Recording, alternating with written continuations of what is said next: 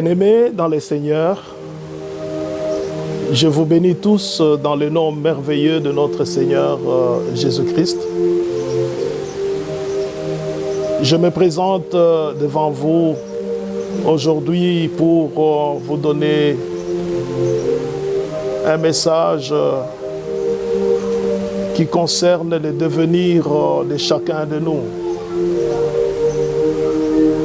Je commence d'abord par me présenter. Je suis pasteur Moïse Cantou Boniface.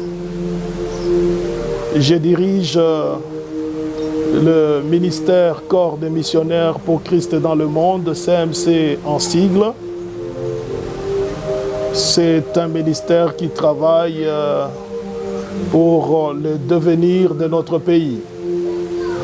Et en dehors de cela, je suis pasteur dans la communauté Nouvelle Cité de David qui se trouve à Lubumbashi, dont les présidents nationaux ou les responsables numéro 1, qui est comme notre représentant légal, Papa Zakari Kabengele. Lui aussi avait succédé, n'est-ce pas, le pasteur Lukusa Albert, qui est déjà rappelé à Dieu.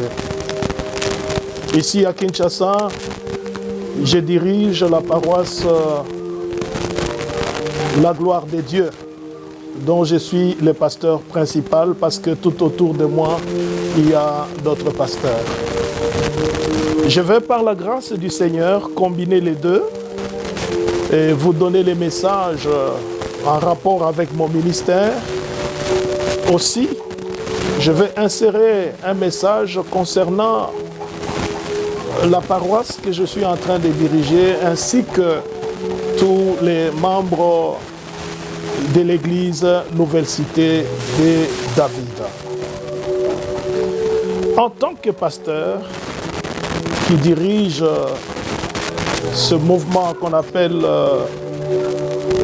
Corps des missionnaires pour Christ dans le monde, je suis en train d'exercer un ministère qui est, n'est-ce pas, parrainé par Campus pour Christ International. Le Seigneur m'a donné une grande mission qui concerne le devenir de notre pays et j'ai la charge d'atteindre 3 catégories de personnes. Nous avons premièrement les chefs traditionnels.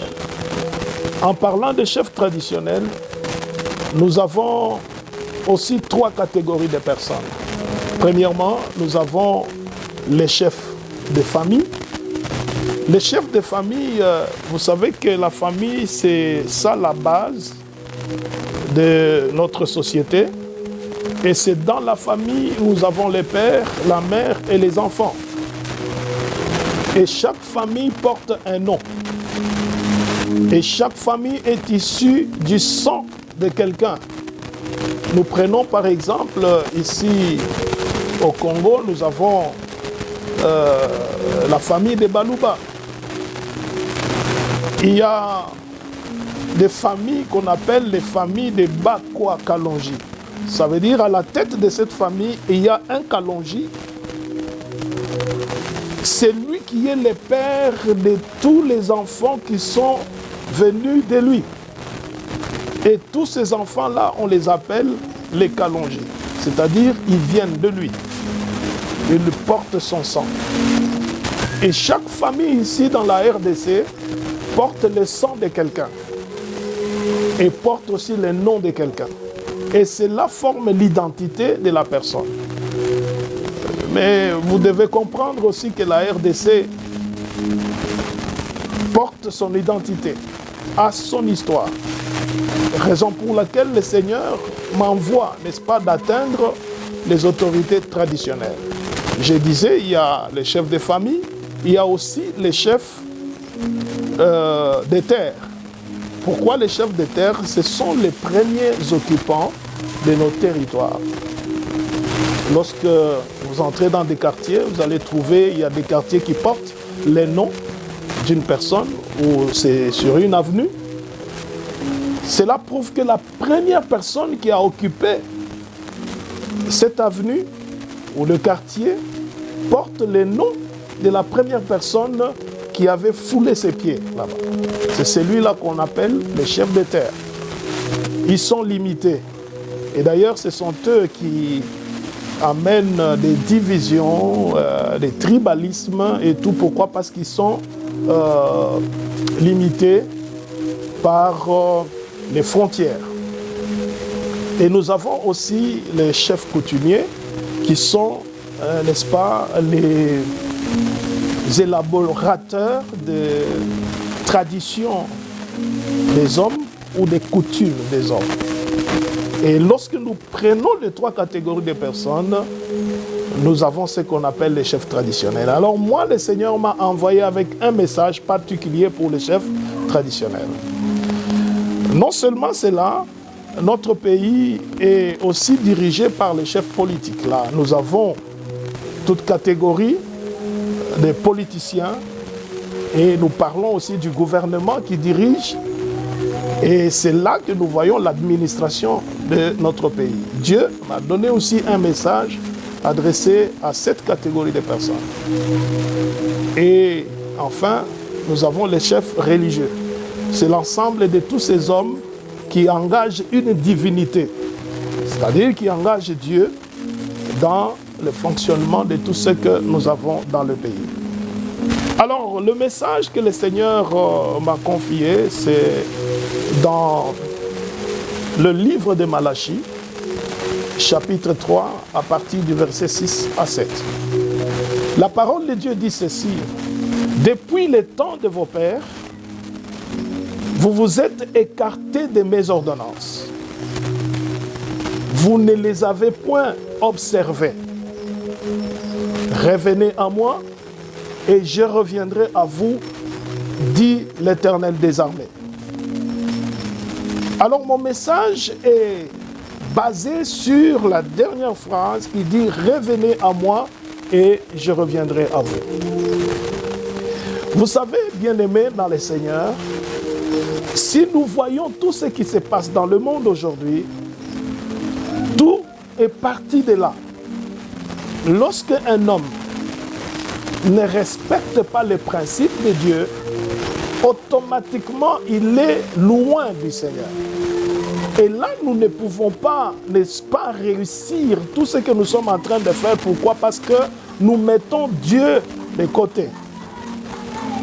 Ici, nous devons comprendre la souveraineté de Dieu dans le fonctionnement de toutes ces trois catégories de personnes que nous avons parlé dans notre introduction.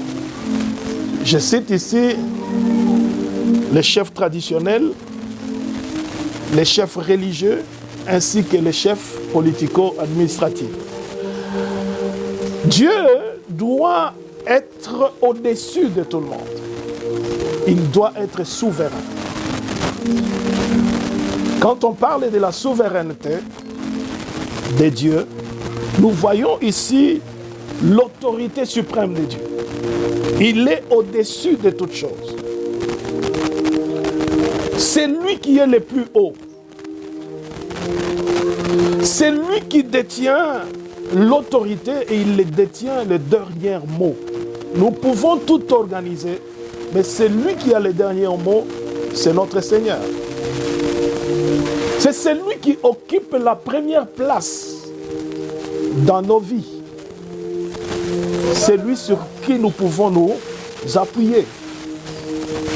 Cela est remarqué dans le livre de Genèse, lorsque nous commençons au commencement de toutes choses. Dans Genèse chapitre 1, versets 1 à 2, la Bible présente Dieu comme étant souverain. Lorsque nous lisons la parole de Dieu, la Bible dit « Au commencement, Dieu créa les cieux et la terre. » Et la terre était informe et vide. Et il y avait des ténèbres à la surface de l'abîme. Et l'Esprit de Dieu s'est mouvé au-dessus des eaux. L'Esprit de Dieu s'est mouvé au-dessus des eaux. C'est-à-dire, La place qu'occupe le Saint-Esprit, la place qu'occupe Dieu, c'est au-dessus de toutes choses. Ici, dans notre version, on dit au-dessus des eaux. Il y a d'autres versions où on parle qu'il est au-dessus de tout. Et lorsque nous allons plus loin dans le livre de Genèse toujours, Genèse 14, vous allez voir que le Seigneur est présenté ici par deux hommes qui les considèrent comme tels. Il s'agit ici de Melchisédek et Abraham. La Bible nous dit dans Genèse chapitre 14, versets 18 à 22, la Bible dit « Melchisédek, roi de Salem, fit apporter du pain et du vin, et il était sacrificateur du Dieu très haut. » Du Dieu très haut. On nous présente toujours, n'est-ce pas, la place que Dieu occupe dans sa vie. La Bible dit, il bénit Abraham et il dit, béni soit Abraham par les dieux très hauts, maître du ciel et de la terre. Il révèle encore des choses. La position de Dieu qui est très haut, mais il ajoute encore un élément en disant le maître du ciel et de la terre. Il est maître. Il est au-dessus de la mêlée. Il est à la sommité de toutes choses. Lorsque vous entrez encore en profondeur dans ce verset, la Bible nous dit, Abraham répondit au roi de Sodome, je lève ma main, c'est le verset 22, je lève ma main vers l'Éternel, les dieux très hauts, maître du ciel et de la terre. Dans l'autre verset, c'est Melchisédek qui reconnaît Dieu, le maître qui a créé le ciel et la terre. Ici, Abraham aussi reconnaît. Et ça, c'est la parole du Seigneur. Lorsque nous allons plus loin, nous allons voir que il y a beaucoup de choses que nous devons faire dans ce monde, et si nous les faisons sans Dieu, sachez que nous n'allons pas réussir. Voilà pourquoi ce matin, je m'adresse à tout le monde en général, et je m'adresse à notre communauté Nouvelle Cité de David, et je m'adresse à tous les fidèles de ma paroisse, n'est-ce pas, la gloire de Dieu, à tous les fidèles de la Nouvelle Cité de David, Kinshasa. Bien-aimés, lorsque nous allons encore en profondeur dans Psaume chapitre 8, Psaume chapitre 8, je vais lire la parole de Dieu. Chapitre 8, et à partir du verset 2, vous allez voir qu'il y a un élément que le psalmiste est en train de nous enseigner.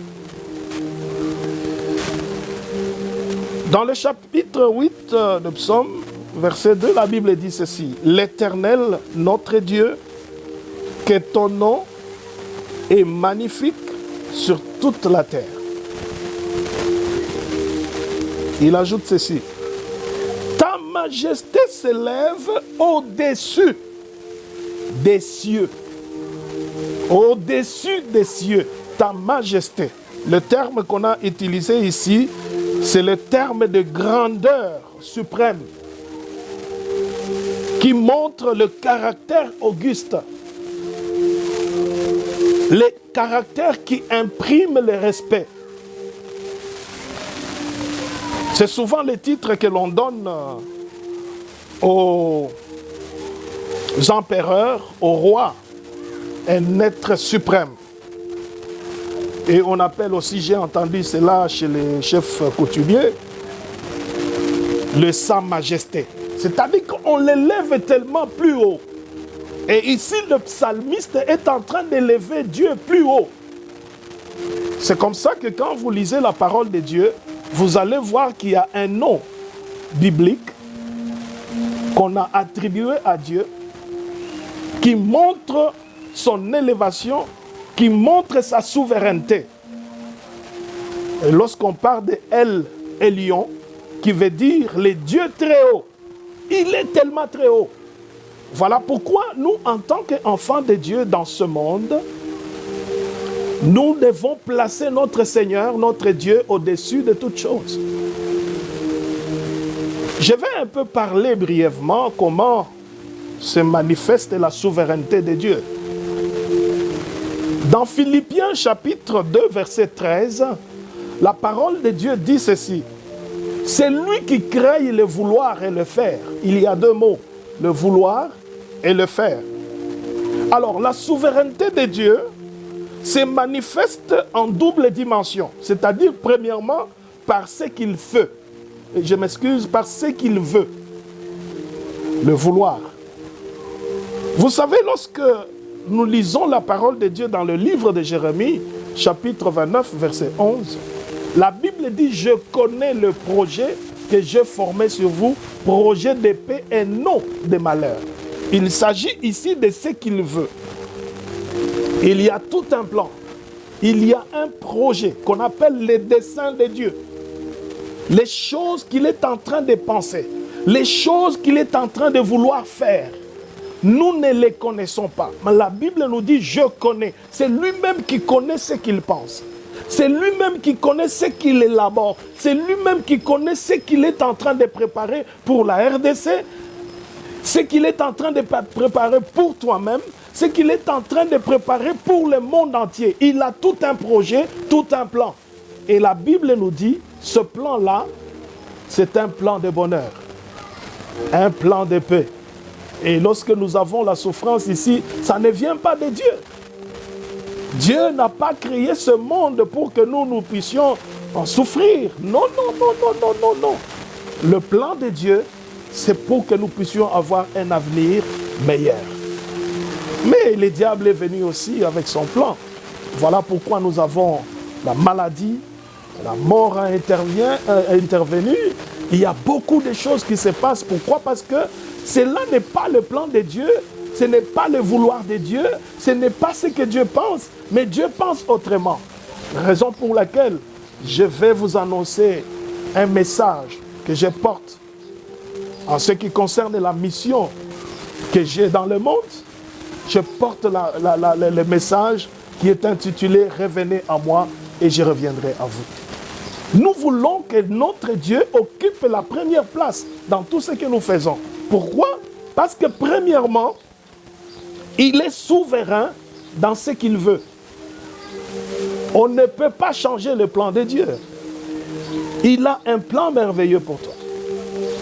Il pense beaucoup de choses qui sont vraiment excellentes. Il pense des choses pour ton bien. Il a des choses qu'il est en train de préparer afin que ton bien-être soit vraiment quelque chose que tu vas louer, glorifier, magnifier le Seigneur. Il est en train de penser quelque chose de meilleur pour toi, pour notre pays ainsi que pour le monde entier. Et la deuxième chose, comment se manifeste la souveraineté de Dieu, je disais dans Philippiens, c'est lui qui crée le vouloir et le faire. Je parlais du vouloir, il y a aussi le faire, c'est-à-dire, il s'agit ici de l'accomplissement, de l'extériorisation de ce qu'il pense. Vous lisez dans Genèse, la Bible présente Dieu en train de réfléchir. Il dit « Créons l'homme à notre image ». Ça, c'est dans le projet. C'est dans son plan. Maintenant, lorsque vous lisez la suite, la Bible nous dit « Créons l'homme à notre image et selon notre ressemblance ». Ça, c'est toujours dans les pensées. Mais finalement, il va créer l'homme. Il le fait sortir ce qui était en lui. Et nous avons l'homme. Et après avoir tout créé, Dieu, il dit, cela était très bon. Mais regardez, lorsqu'il a créé l'homme, il se rend compte qu'il y a quelque chose qui manque. Il va amener l'homme dans un profond sommeil. Il va créer la femme. Et il présente la femme à l'homme. Et l'homme commence à faire des poèmes. il commence à louer le Seigneur à cause de cette belle créature. Et là, nous voyons l'extériorisation, n'est-ce pas, de ce que Dieu est en train de penser. Je te dis, il est le maître de son vouloir. Il a un plan merveilleux. Mais lorsqu'il extériorise cela, lorsqu'il sort, comme un musicien a chanté Ndoto Nangai et Latinzoto, c'est-à-dire qu'il a extériorisé. Frère, cela ne restera pas seulement dans la pensée de Dieu ou dans la Bible. Il faut que ces choses se manifestent, se réalisent dans ta vie, se réalisent dans notre pays. Alléluia. Ça, c'est le faire. Dieu, quand il fait quelque chose, il extériorise quelque chose. La première des choses que vous allez remarquer, c'est que ça étonne le monde. C'est comme ça que nous faisons la différence entre Dieu et les hommes. Ce que les hommes font, c'est limiter. C'est l'ensemble de tout ce que nous voyons, tout ce que nous connaissons, tout ce que nous avons déjà entendu parler, tout ce que nous avons déjà palpé, là où nous avons déjà été.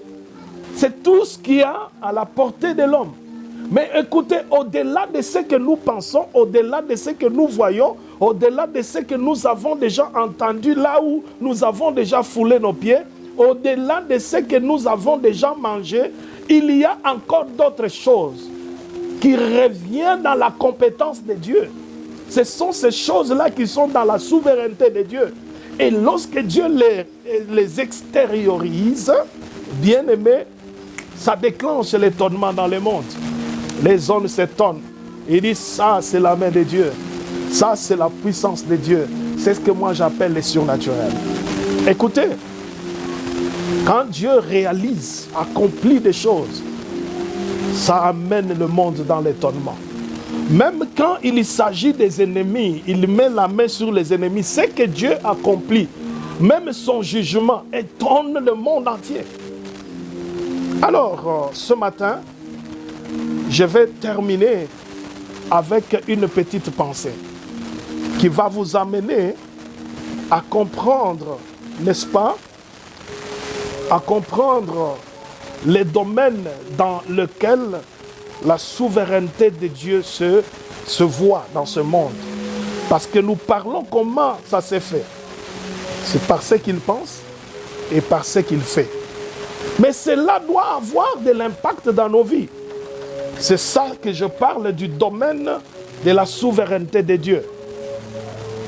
Il s'agit ici de l'impact de la souveraineté de Dieu dans notre vie quotidienne.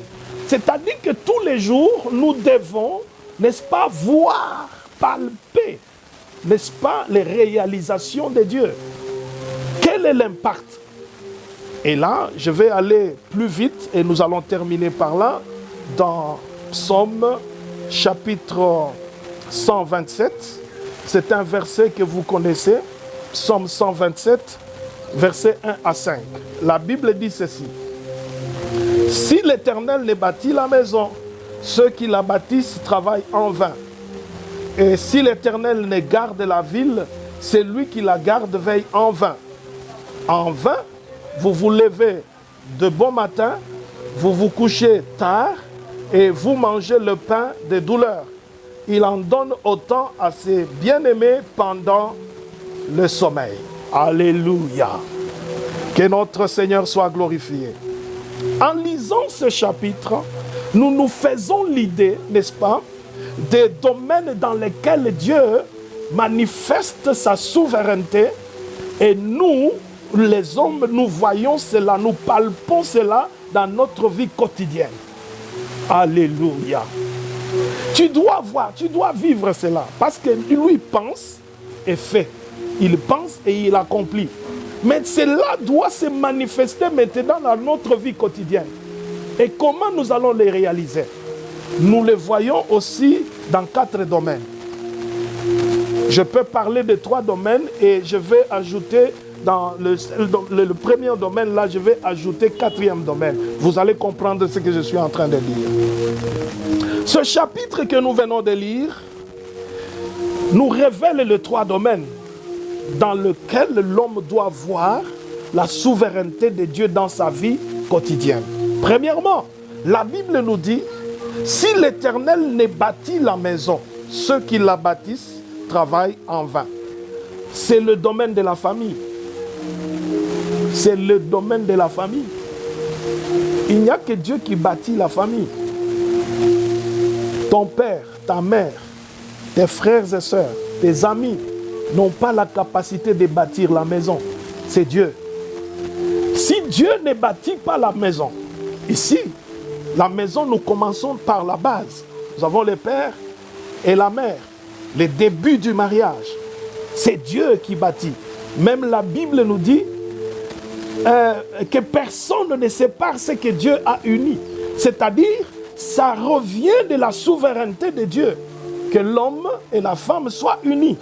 Vous voyez cela? Il est à la base de la famille.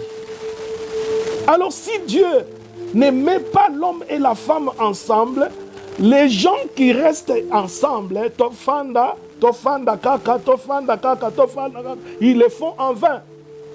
Si tu as rencontré une femme ou un homme parce que tu as vu sa beauté, sa taille, sa forme, et tu dis que c'est ça la femme ou l'homme de ma vie, sache que tu te trompes parce que Dieu n'est pas dedans, c'est ta convoitise.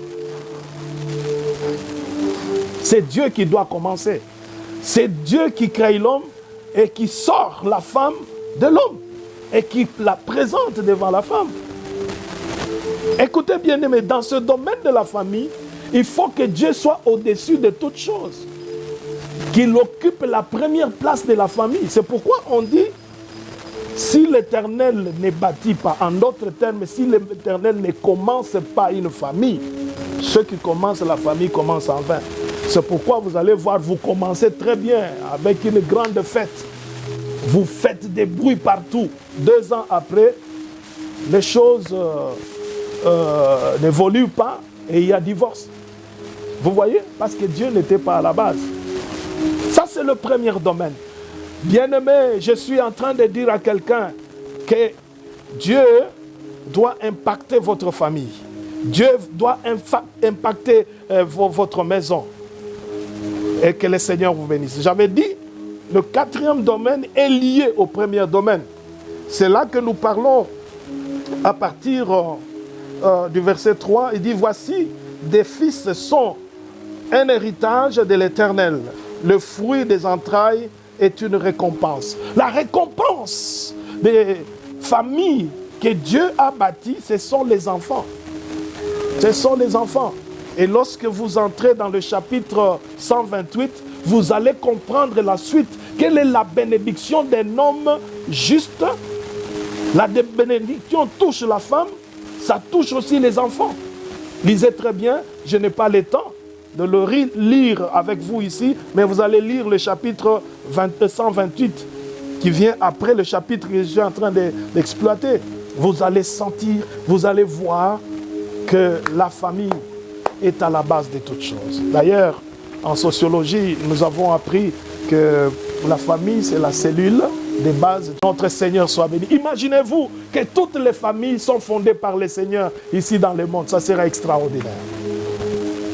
Nous échouons parce que nous commençons mal. La deuxième chose, ou deuxième domaine où Dieu doit exercer sa souveraineté, la Bible dit, si l'Éternel ne garde la ville, c'est lui qui la garde, veille en vain. Nous avons la ville. La ville ici, c'est l'image d'une nation.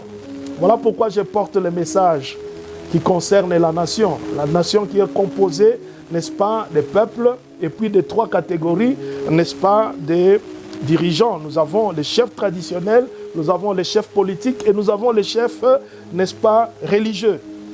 Alléluia. Mais si Dieu ne bâtit pas la ville, si Dieu ne bâtit pas les pays, si Dieu n'est pas, n'est-ce pas, souverain, il n'est pas élevé à la première place, si Dieu n'occupe pas cette place, ce que nous faisons dans le pays, nous serons toujours dans des guerres et des guerres, des situations compliquées. D'ailleurs, Corona nous a fait du bien, hein? Le virus ici, Corona, c'est vraiment un message clair. Dieu est en train de chercher sa souveraineté. C'est comme ça que je comprends les choses. Vous allez voir que beaucoup de nations sur la terre n'ont pas de remèdes à donner au monde. Et ici, nous voyons la souveraineté de Dieu. Même des païens, même des pays païens, aujourd'hui, nous les voyons sur les avenirs à genoux. Comme la Bible nous dit, tout genou fléchira devant le nom du Seigneur. Pourquoi? Il a reçu un nom qui est au-dessus de tout nom. Alors tout genou et toute langue confessera que Jésus-Christ est Seigneur. Vous ne le voyez pas aujourd'hui? Vous ne voyez pas ça aujourd'hui? J'ouvre une parenthèse. Sachez que Dieu a travaillé avec les Occidentaux, les Orientaux. Il a travaillé avec tous ces gens, mais il n'a pas encore travaillé avec l'Afrique. Marie et Joseph, après la naissance de Jésus, Hérode voulait tuer l'enfant. Dieu demande à Marie et Joseph, prends l'enfant, allez en Égypte, jusqu'à ce que celui qui veut tuer l'enfant mourra. C'est alors que vous allez... C'était en exil. Où? En Égypte, c'était en Afrique. Jusque-là, le Seigneur n'a pas encore payé l'Afrique pour cette hospitalité-là. Vous avez déjà lu la parole de Dieu où est-ce que le roi Salomon était oint. Lisez très bien la Bible, je n'ai pas le temps de vous donner les détails. Le roi Salomon était oint le jour où son frère Adonijah s'est proclamé roi. Il était dans le recoin, n'est-ce pas, de la nation. Et là, on l'a pris, on l'a amené en Afrique. C'est là où on a oint. La Bible dit dans les pays des alentours, n'est-ce pas, des pays de couches. C'est le pays des Noirs. C'est là où on a oint, n'est-ce pas, Salomon. Mais pour cette hospitalité-là, Dieu n'a pas encore payé l'Afrique. Je peux vous amener encore plus loin. Regardez les enfants d'Israël. Dieu les a amenés en Égypte comme des réfugiés. Ils sont restés là-bas pendant des années. Vous voyez? Et Dieu n'a pas encore payé l'Afrique. Vous voyez? C'est le temps de l'Afrique. Et vous allez constater le taux de la mortalité du virus coronavirus. C'est vraiment grave partout ailleurs. Hein? Alléluia. Et cela rejoint la vision de Dieu que Dieu avait annoncé depuis très longtemps, qu'il y aura un temps où l'Afrique sera la source, n'est-ce pas, du dernier réveil. Et cela partira de notre pays, la RDC. Je n'ai pas le temps d'expliquer, nous aurons le temps de donner les détails. Mais ce que je veux vous dire, c'est que nous devons amener Dieu à la première place de notre nation. Si Dieu ne bâtit pas, ne garde pas la ville, c'est lui qui la garde, veille en vain. Ici, c'est le domaine de la nation. Nous devons sentir la souveraineté de Dieu sur la nation. Il doit dominer. Que le Seigneur vous bénisse. Et troisièmement, nous avons la souveraineté de Dieu dans l'acquisition de nos ressources vitales. Ici, nous avons à manger, nous avons à boire et nous avons à nous vêtir. Et les trois choses, nous les trouvons à travers le travail.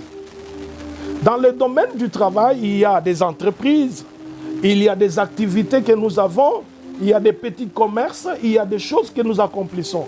Dieu doit montrer aussi sa souveraineté dans ce domaine-là. C'est pourquoi le verset 2 nous dit, en vain, vous vous levez de bon matin, vous vous couchez tard et vous mangez le pain des douleurs. Il en donne autant à ses bien-aimés pendant leur sommeil. On a utilisé l'expression le pain des douleurs. Dieu doit impacter aussi l'acquisition de nos ressources. Il doit montrer aussi sa souveraineté dans tout ce que nous faisons, dans nos entreprises et tout, pour que nous puissions bien manger, boire, parce que c'est ça la finalité. Alléluia. Si Dieu ne contrôle pas tes activités, tout ce que tu es en train de faire là, c'est en vain. C'est en vain. Voilà les trois domaines dans lesquels nous devons voir l'impact de la souveraineté de Dieu. Je veux m'arrêter par là ce matin. La pensée que je vais vous communiquer c'est que nous tous retournons à Dieu. Dieu nous attend. Dieu veut impacter nos vies. Dieu veut impacter nos familles. Dieu veut impacter notre nation. Dieu veut impacter nos vies. J'étais en train de parler de la période que nous sommes en train de traverser. Ne vous en faites pas. Le Seigneur veut s'élever au-dessus de toutes choses. C'est pourquoi il faut que tout œil se tourne vers l'Éternel. Que la paix du Seigneur et l'amour de notre Dieu reposent sur chacun de nous. Que la gloire de Dieu repose sur chacun de nous. Il est le seul Dieu capable de tout. En dehors de lui, il n'y en a point d'autre. Il a dit que je ne donnerai pas ma gloire à un homme ni mon honneur aux idoles. C'est pour cela, bien-aimés, nous devons revenir à Dieu. Nous devons considérer le Seigneur comme notre Père, notre Dieu, en qui nous mettons notre confiance. Et pendant cette période de confinement, nous avons besoin de tourner nos regards vers le Seigneur. Et la Bible déclare, il tourne ses regards, il promène ses regards sur toute la terre pour soutenir ceux dont le cœur est tout entier à lui. Regardons à Dieu, fixons nos yeux sur le Seigneur et nous verrons la gloire du Seigneur. Soyez bénis au nom du Seigneur. J'aimerais que nous puissions incliner nos têtes et nous allons chanter avec vous cette chanson. Et pendant que je chante, tout celui qui a suivi ce message, je ne sais pas comment et quelle est la partie qui a touché ta vie. Je voudrais tout simplement que tu puisses prendre la portion de la parole que le Seigneur t'a adressée en particulier et commence à prier en fonction de cela. Et le Seigneur te fera du bien. Alléluia. Il est écrit, venez à moi et je reviendrai à vous, dit l'Éternel des armées. Alléluia.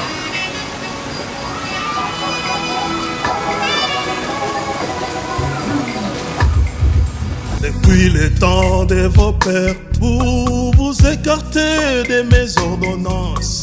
Vous ne les avez point observées. Revenez à moi, mes enfants, et je reviendrai à vous, dit l'Éternel.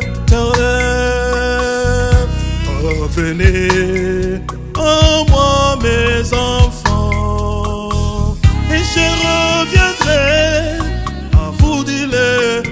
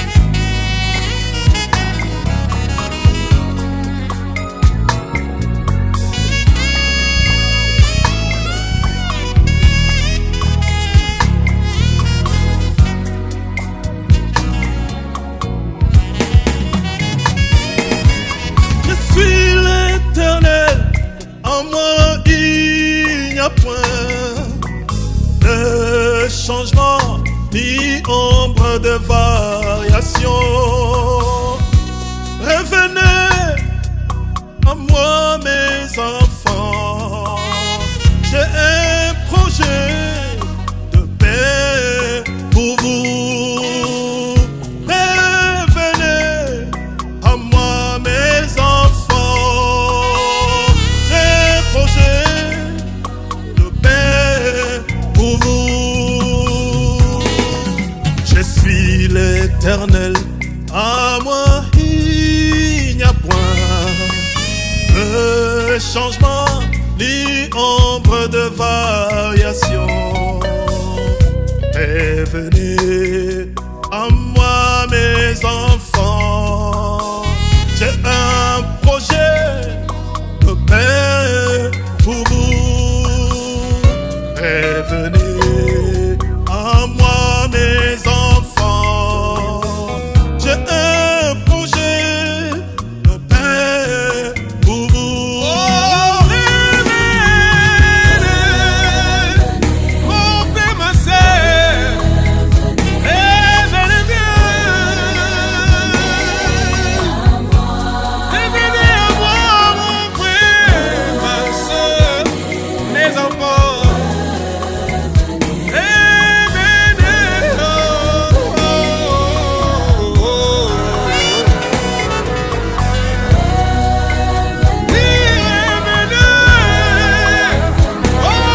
Revenez, mon frère, ma sœur, mes enfants. Revenez, mon frère, ma sœur, mes enfants.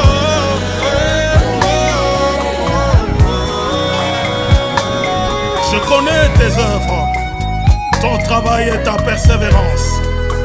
Mais ce que je contre toi, tu as abandonné ton premier amour. Souviens-toi donc d'où tu es tombé. Répands-toi, reviens à moi, et je reviendrai à toi, dit l'Éternel des armées. Alléluia.